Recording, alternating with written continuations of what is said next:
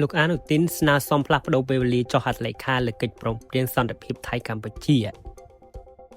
នាយករដ្ឋមន្ត្រីថៃលោកអានុទីនបានធ្វើការស្នើសុំផ្លាស់ប្តូរពេលវេលាចុះហត្ថលេខាលើកិច្ចព្រមព្រៀងសន្តិភាពរវាងថៃនិងកម្ពុជាដែលនឹងធ្វើឡើងនៅថ្ងៃទី26ខែតុលាឆ្នាំ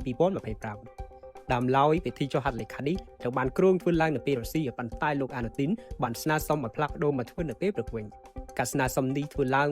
ដើម្បីសម្របសម្រួលជាមួយលោកដូណាល់ត្រាំប្រធានាធិបតីសហរដ្ឋអាមេរិកដែលត្រូវបានគេរំពឹងថានឹងចូលរួមជាសាក្សីក្នុងពិធីនោះមូលហេតុនៃការស្នើសុំផ្លាស់ប្តូរពេលវេលាគឺដោយសារតែលោកនាយករដ្ឋមន្ត្រីថៃគឺត្រូវប្រញាប់វិលត្រឡប់ទៅប្រទេសថៃវិញដើម្បីចូលរួមព្រះរាជពិធីរំកាល់សពព្រះមេដាមហាក្សត្រថៃដែលទើបនឹងយាងសោយទីបង្គំប្រសិនបើលោកដូណាល់ត្រាំយល់ព្រមតាមសំណើផ្លាស់ប្តូរពេលនោះលោកនាយករដ្ឋមន្ត្រីអានុទីននឹងធ្វើការហោះហើរទៅភ្លាមដើម្បីចូលរួមពិធីចុះហត្ថលេខាតាមការកំណត់ហើយប្រញាប់ត្រឡប់មកវិញក្រោយពិធីចុះហត្ថលេខាចប់ភ្លាម